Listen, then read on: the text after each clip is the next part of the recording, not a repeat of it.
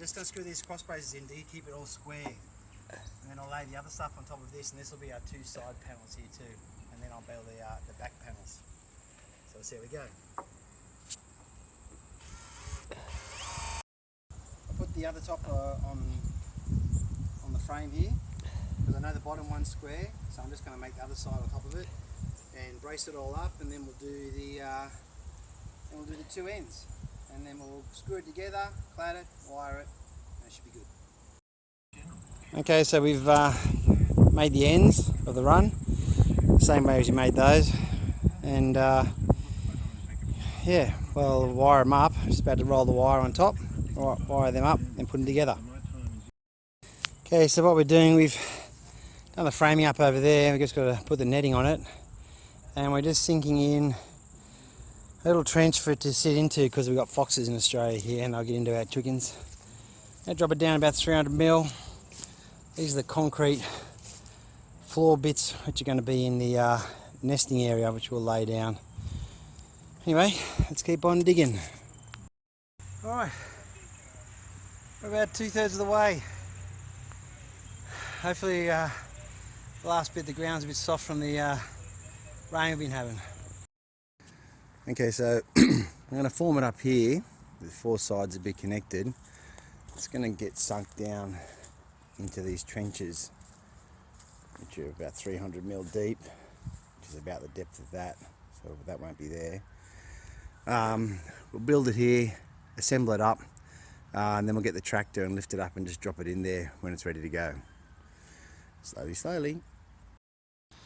Okay, so now that we've cross-spaced everything, we put some corner bits in, it's all been squared up on the ground. I'm going to lift it up with the tractor, which we've started to do, and hitch it up through there, and then we'll take it out and lower it in this trench, and hopefully it's going to fit perfectly. Right, good old tractor, lowered it up and sunk it in there.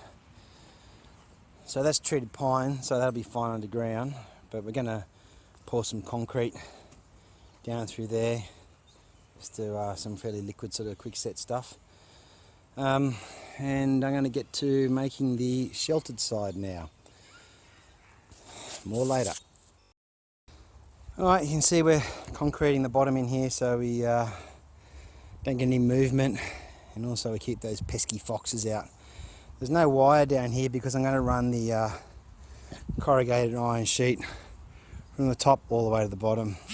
Over here I'm leaving a space so they can hose stuff out, so it's going to be just above the bottom.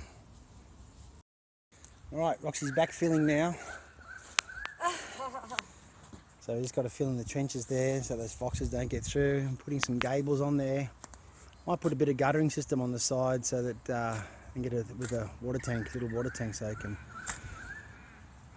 can create its own water. Anyway, that's how it's going.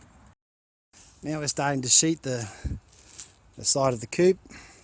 Rocks are still there, doing the infills. Gables are done. More later. Steel panelling nearly finished now. Put a couple more screws in here. Luckily we had enough leftover tin from the shed over there. But making good progress.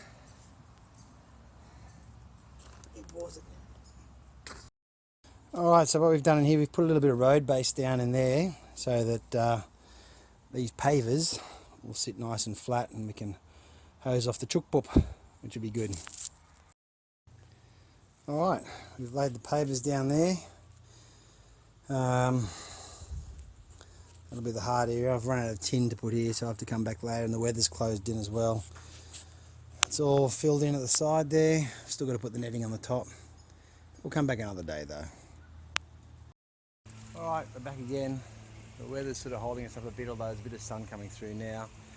You see we put the roof on, almost finished the cladding, just got to dress it up a little bit. See in here, we've got one of those hatching boxes there that automatically roll down. Pretty poorly designed.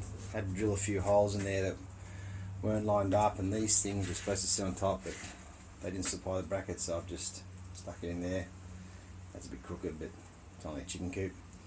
Mounted onto the wall, a couple of bits of pine there. I'll put some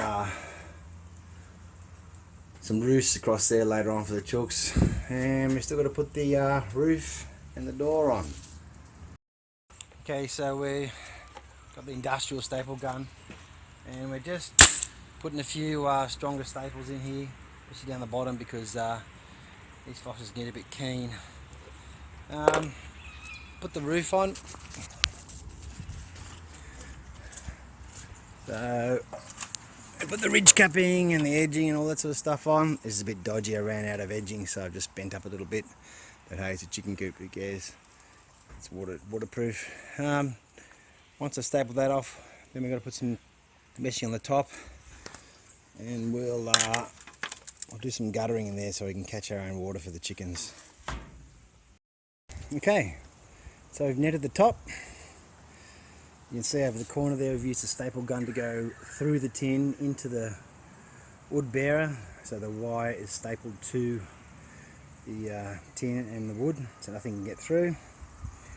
Next we've got to do the guttering. Alright, we've installed the gutter, we've installed the drainage system on the side there.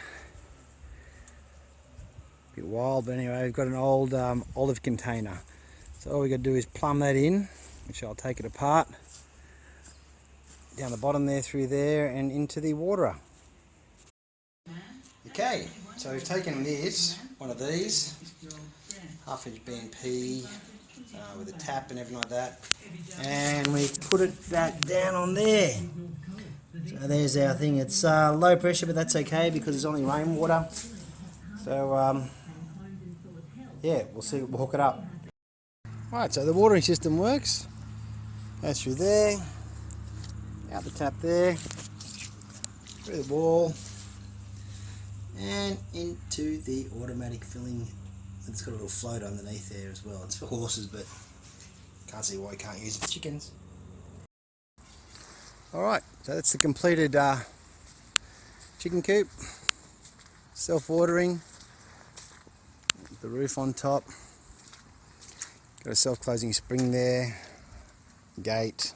I'm thinking of putting a daytime automatic opener and closer piston on it for when I'm not here. Anyway, hope you enjoyed it. Sorry about the weather. We'll speak later.